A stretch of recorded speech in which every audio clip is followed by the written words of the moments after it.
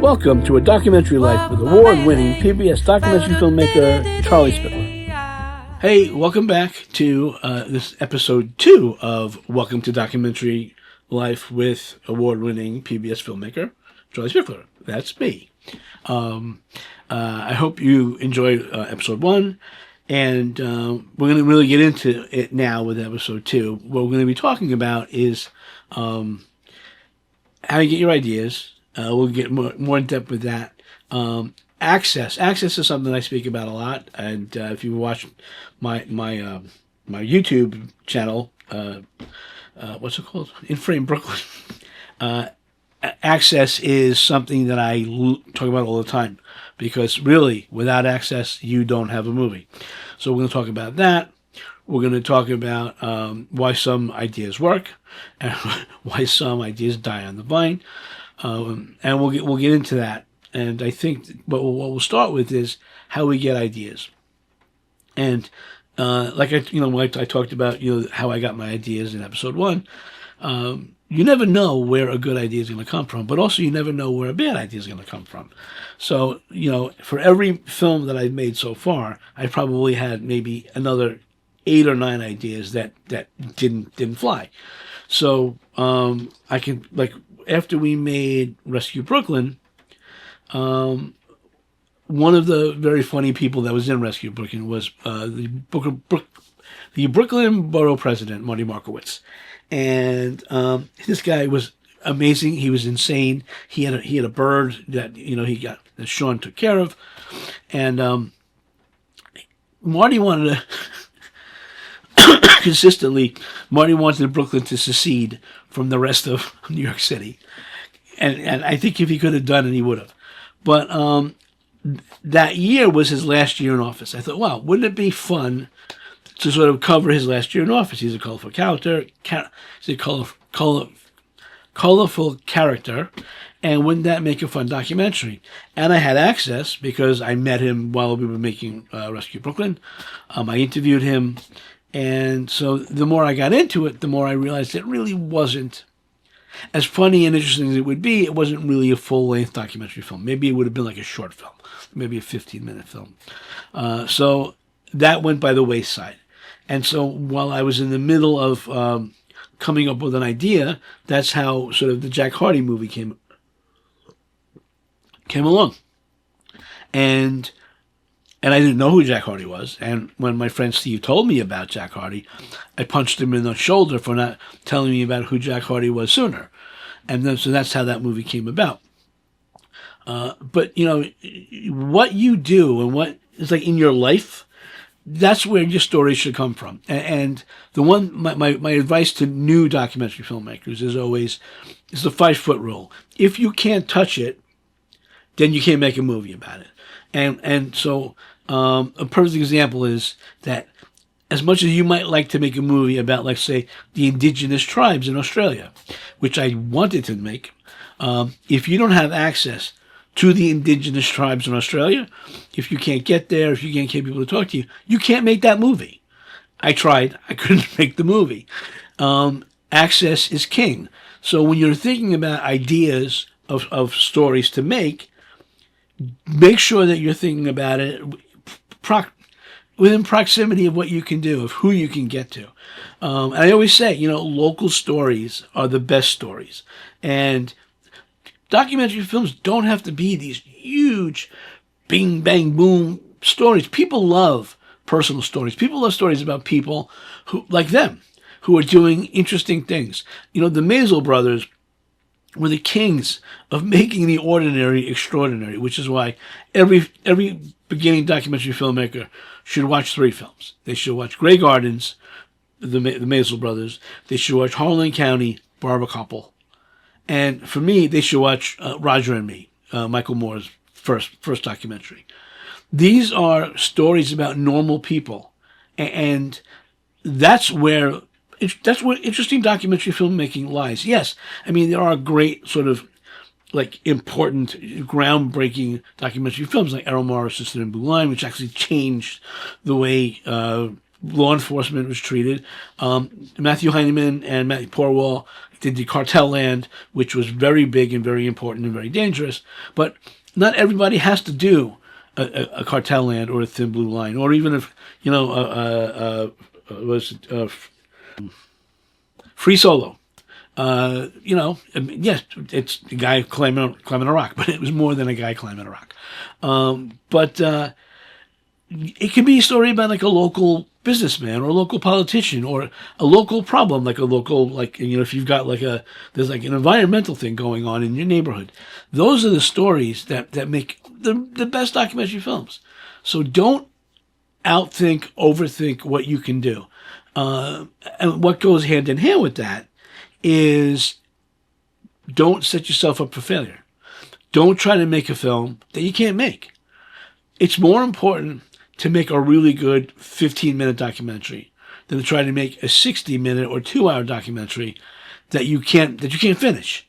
And finishing a film, as I say in my 10 commandments of documentary filmmaking. Number 10, thou shalt finish thy damn film. There is no excuse for not finishing your film. Not money, not time, not access. You start it, you finish it. The difference between a documentary filmmaker and everyone else is a finished film. Thou shalt not be a filmmaking tourist. Thou shalt be a documentary filmmaker, and my people will rejoice in your success for all your days. Amen. That's the key. You make a film, you finish a film, now you're a documentary filmmaker. You don't finish a film, you're a tourist. Don't be a tourist. So for me, the most important thing is getting it done. Don't set yourself up for failure. Make something that you can finish. And there's hundreds of stories out there. And they don't all have to be big. So that's the first thing. Find something that you can make. Find something that you can make well. Find something that you can make with the gear that you have. The key is keeping it small, keeping it cheap.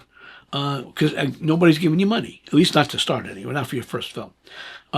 In my book, Documentary Filmmaking 101, the case study that I use is a $5,000 budget. And I walk you through how to make your first documentary film on a $5,000 budget. And that's including gear, travel, all that kind of stuff. So keep it small, keep it cheap, keep your footprint small. And you'll succeed, and you'll make a film, and then you make another film. And the way you get good at making documentary films is reps. The more films you make, the better you get. And so, once you have your idea that you can make, then the next part of that is access. Because you can have the idea, you can say, yeah, I can make this, but if you don't have access to the people or ideas in your story, then you have no story.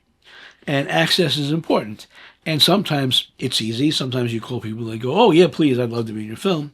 Sometimes they go, oh, yes, I'd love to be in your film, and then they ghost you. Sometimes they say, no, I'm not interested, and then you got to go back to the drawing board. I've had all of those happen. In fact, 2 years ago, while I was, right before Outcast Nation was made, that happened to me 3 times. I had a ghost, I had a disappearance, I had, oh, yes, let's do this, and then no. It happens to me. It happens to everybody. Always have a backup plan. Always have 2 or 3 ideas in your back pocket. Firstly, because once you're done, people are going to ask you, what's next? And you definitely want to have an idea. Oh, yeah, you know what my next thing is? I'm going to do this. Or I'm really thinking about taking on this. With me, I always have I basically do issue-oriented films. So I always have 1 or 2 sort of year-round issues that are not based on a time frame where I can say, yeah, I'm really interested in doing this, like the healthcare thing or the climate change thing. Those aren't going away, so I can pull those out and say, yeah, this is my next issue-oriented documentary film. So have the next film, in your back pocket. Also, because if it goes away and you can't make it, what you want to do is not go, oh, I can't make my movie. You want to pivot to the next thing. And that's how you keep a documentary film life going. So let's talk about getting access. And the way you get access is to reach out to people. Ooh. For people on Spotify, I just made the ooh hands. Spotify isn't over there. That's just a picture of me on the screen. But yes, you have to actually talk to people. You have to go out. You have to send out emails and basically ask these nice people who you've never spoken to before, who don't know you from Adam, to give you of their time, of their story, to put in a movie. And I know that seems daunting because the first time I did it scared the crap out of me. I didn't know how to go about reaching out to people. I'd never done it before, and I'm not somebody that really likes to talk to people. I found that, yes, like 6 documentaries down the road, I'm better at talking to people, and also getting older. But when I started making documentary films was 15 years ago. I didn't know how to reach out to people. So the first thing you want to do is the people that you want to reach out to, you need to deep dive into their lives, not personal, but professional. Have they written papers? Have they written books on this subject that you want them to talk about? Are they for me, I find the 3 or 4 people that are on the forefront of whatever issue it is I'm covering, whether it was climate change or anti-Semitism or the homeless situation. I found 3 or 4 people that are well known not in the world, but in that world, because in that world, everybody knows everybody else. You get 1 or 2 of the people who are really well known, they will hook you up with everybody else. They'll be like, oh, you know who you need to talk to? This person. Oh, you know who you need to talk to? This person. You need to talk to this organization. I'm going to hook you up with them. I'm going to send them an email. So the first people you want to reach out to are the people that are on the front lines of the story you're trying to tell. Even if it's a local story, find that person, get them to say yes first. And the way you get them to say yes first is not by writing, hey, would you be in my movie? No. You need to write a nice, respectful email basically saying, hey, I'm a documentary filmmaker. I'm a new documentary filmmaker. This is my first documentary. However you want to approach it, I'm making it about this. And I know that you have written about this. You've spoken about this. You're an activist in this. You're an advocate for this. And I think that your voice in my film would be really important. And I would be honored to talk to you about your participation. You're not asking them to be in the film right now. You're asking them to talk about being in your film. Because what comes after this is what I do is a Google chat. But so in your first initial email, tell them who you are, tell them what the film is about, tell them why you think that their participation in your film is important, what it will bring to the film, what you expect the film to go, where it's going to go. Is it going to be a festival? Is it going to be on a streamer? Whatever it is, tell them what you're doing with it. And tell them how much time you think you'll need. For me, in all of my reach out emails, it's this shouldn't take more than an hour and a half, because most of my interviews don't take longer than 45 minutes to an hour. Actually, I just did an interview down in New Jersey last week with the author Dara Horn. We were at an hour and a half when we realized that we were an hour and a half. But normally, between 40 minutes and an hour is good. If you have your act together, you go in, 10 minutes to set up, 10 minutes to set up, and shoot your thing, say some, get it done, say thank you, tell them this is where it's going to be. And most importantly, you tell them that before this thing is released, they get to watch it. Everybody in your film gets to watch the film before it's released. So they can say, yes, I approve of this, or no, take me out. The worst thing you can do is do the film and somebody goes, hey, I don't like the way I sneezed in this, take me out. And you're done. They will lock up your film forever. So you need to get okays from every person that's on screen. And anyway, so you leave, you tell them all these things, and you're done. So you need to tell all that in that initial email reach out. If they come back to you and say, oh, I'd love to, thank you for making this film, I'd love to participate, which often happens a lot if you're making a film about a subject that they care about, most of them are very gracious, yeah, please, if it's a teacher or a professor, figure out what their availability is.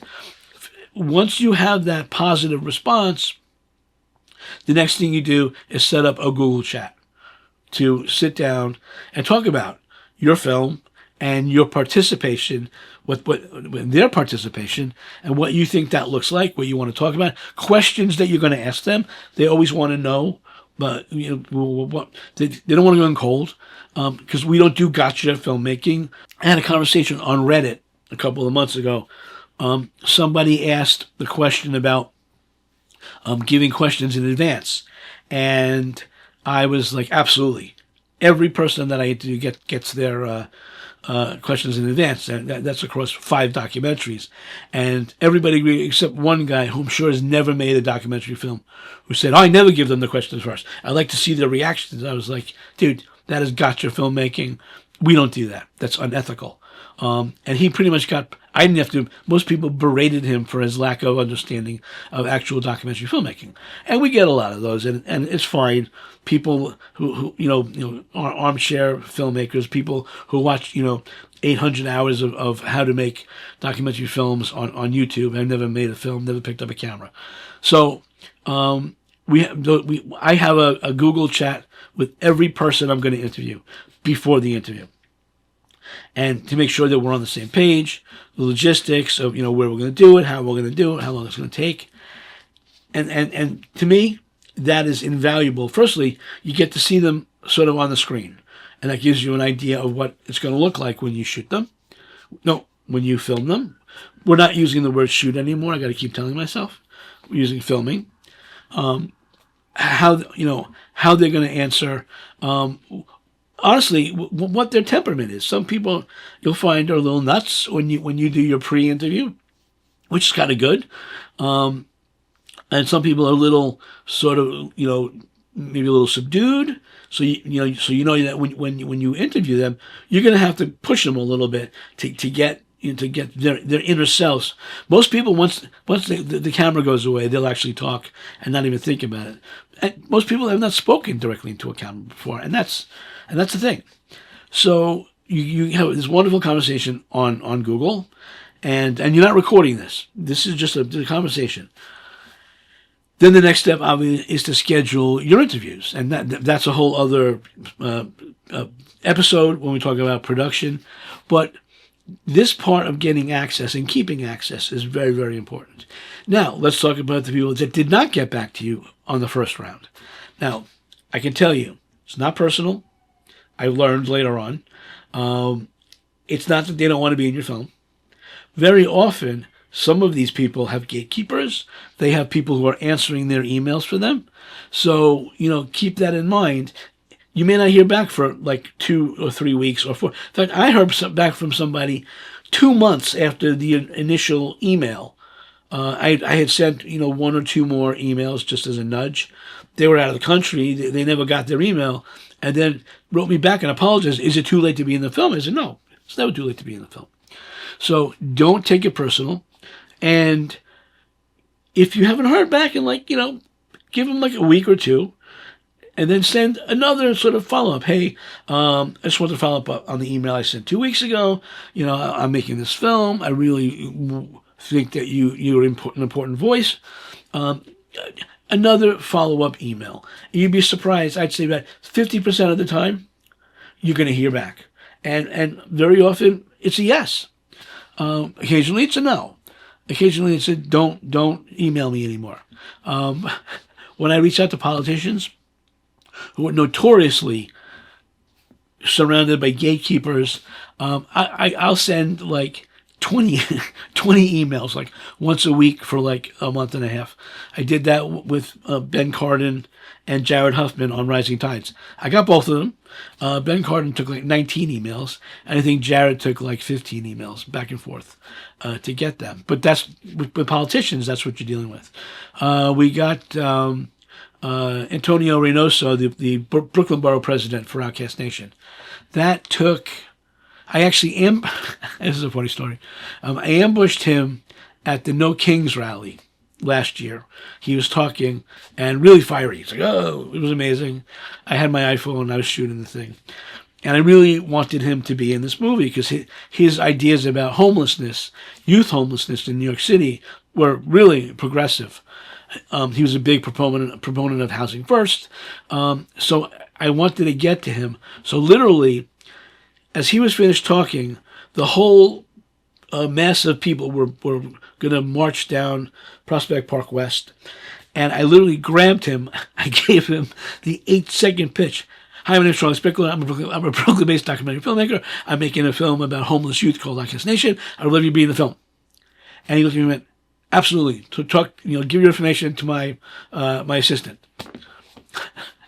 So I gave his assistant my card. They gave me their card with their actual contact, the direct contact. And I got home. It was raining. I got home. I was soaking wet. Went right to the computer. I sent an email, and like 2 weeks later, I heard back from them. Yeah, please, Antonio really wants to be in the film, and he's great in the film. He actually really takes apart the Adams administration, which we all really enjoyed, and talked about actual youth homeless solutions. So that's kind of how it happens. You got to jump in. You got to go, hey, I'm making this movie. You need to be in it. So you never know how you're going to get access, but access is king. Without access, you don't have a film. And also, the other thing is, sometimes you get your idea, you get your access, you get your people, and you're all ready to go, and something happens, and all of a sudden you're looking at your movie, you're going, I'm not sure I have a movie.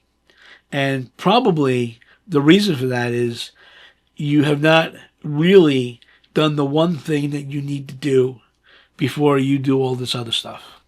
And what is that? A synopsis. And you know why?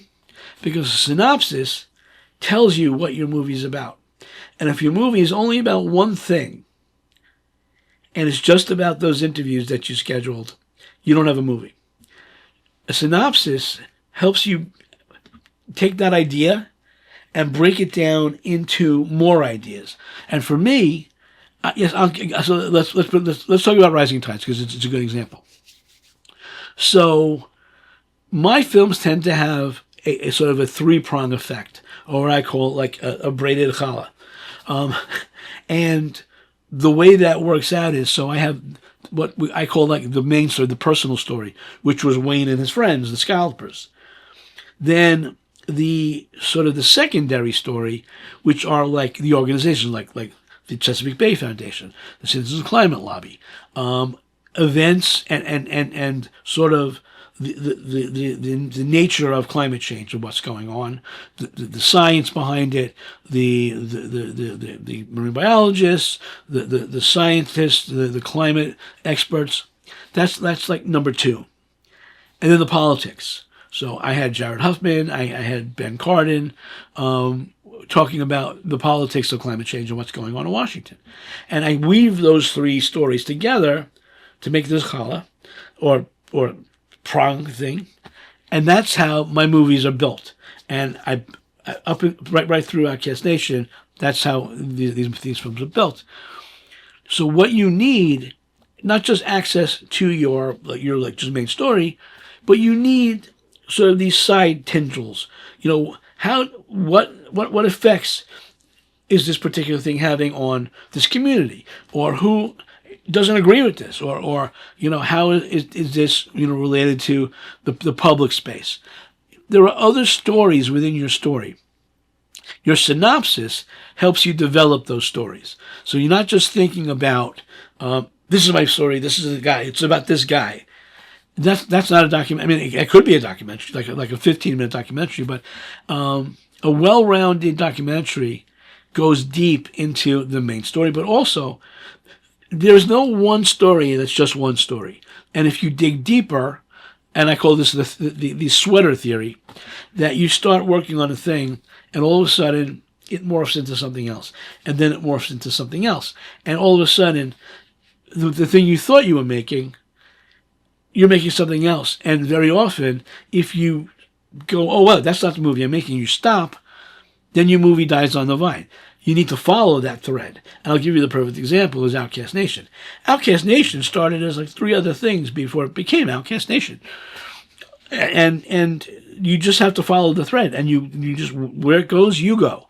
And what you find is that you've now made a film that was not even remotely like the thing you started out with.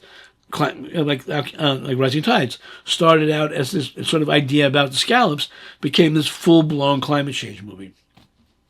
After Never Again, which I'm making right now, started as just an anti-Semitism film. Now it is morphed into this gigantic sort of Jewish identity, Jewish tribe, anti-Semitism film that I never would have imagined 4 months ago, when this thing was just an idea.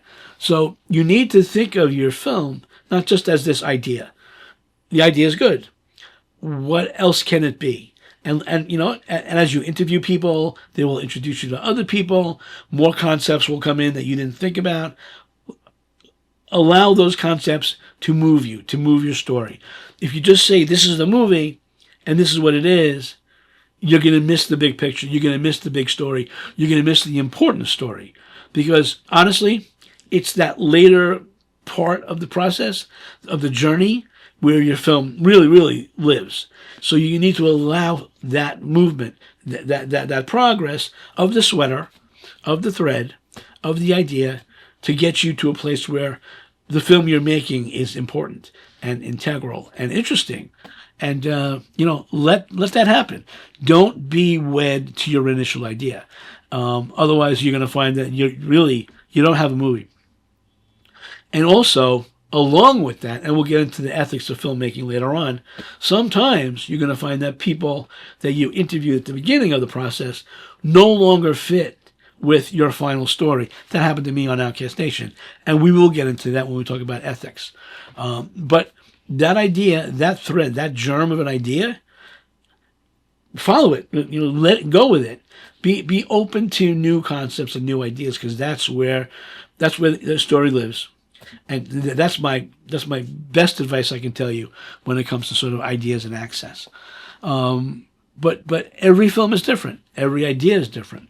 Every process is different. I learn something new on every film. If you're not learning something new on every film, then you're not getting better as a documentary filmmaker, because it's about reps. It's about doing it over and over again. But it's also about letting sort of those questions, that you don't know. You don't know. It's okay to say, I don't know. So it's okay to say, well, what happens if I don't do this? What happens if I do this? What happens if I follow this thread? What if I interview this guy that I wasn't going to interview? Sometimes the best interviews are the ones you haven't even done yet. So that process, the idea, access, development process, is more important, I think, on documentary films than on narrative film. Narrative films, you got a script, you got a process, you got a schedule, you know where you're going. A documentary film is nebulous. It's nebulous until the edit, quite frankly. You get to the edit, that's kind of when you know what you have. When we did Outcast Nation, we did such a quick switch in the process, and we started that back in like February. By the time I got to July, and I knew that we had our October 10th delivery date, I'd already started editing a little bit. And in the middle of July, I was like, I don't know if I have a movie. I'm looking at our footage. We have really good footage of like homeless kids telling their stories, but I don't have a movie. And what I realized is that what we were missing a through narrative for all of our kids, but also something that makes you want to go, oh yeah, there are solutions to this. There are there's an upside. You never want somebody to feel like they want to open a vein when they stop watching your film. You really want to have some kind of positive outcome. So one of the things that was important for the film was this concept of housing first, which basically allows homeless people to get a home. That's the most important thing. When you ask these people, what do they need most? It's not food. It's not education. It's a home. It's a roof. You can't do any of those other things without a home. Housing first is antithetical to the normal way of thinking about homelessness, where if you get sober, you get off drugs, you get a job, then you can get a home. You can't do any of those things without a home. Housing First gives them a home, gives them social workers, gives them access. And you know what? If they're on drugs, they're on drugs. Being on drugs, it does not disqualify you from having a house. And what we found was that 80% of the folks who went to Housing First stayed sober, stayed employed after a year. So that was a great thing to have. Getting Reynoso in the movie to talk about the positive aspects that he was working on in New York City. These are the things that make the movie happy at the end and give you those stories outside of our main story. And so we got that stuff, and we were able to get the film delivered when we needed to get it delivered. But I sat there for a moment going, I have all this footage and I don't even know what I have. So sometimes you need to stop, look at what you have, look at what's missing, really look at what you got, throw some of it into a timeline, see, I got this. And the movie will tell you generally what it needs. So when you're in that headspace thinking about those different stories, having them in advance or before you start rolling is better than trying to figure it out later on when you may have shot hours and hours of footage that have no bearing on what the movie is actually going to be. So that's my best advice is good pre-planning, good idea development, good access development, reaching out to the right people, and following the sweater. To me, that is how you go about starting a documentary film. And you can't go wrong. Also, it's not a race. Take your time. I always say, get the idea, turn the camera on. And yes, I do believe that, but I believe that you need to get the idea, get all your ducks in a row, and when you're ready, shoot. And you'll know when you're ready. Well, with film, sorry. It's not like, okay, I got all these ideas, now I got to wait for somebody to tell me I'm ready to go. You got your ideas, you got your access, go and shoot. Don't wait for somebody else. And basically shoot with what you have. And when we get to the gear section, we'll get into that also. So that's it for our episode 2. It's not too long, but I think this is the bedrock of making documentary films. I hope you enjoyed it. Episode 3 hopefully will be coming soon. The film is After Never Again. Poster here. Spotify, there's a poster. Welcome to our YouTube followers, our Spotify followers, and you can reach me at charlie@rbfnyc.com. The website is www.realbrooklynfilms.net, or you can see my stuff and you can reach out if you have questions. Really digging this podcast thing, and as I always say, keep shooting.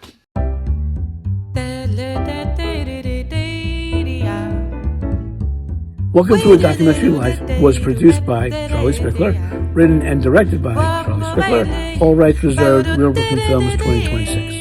For more information about the podcast, go to www.realbrooklynfilms.net.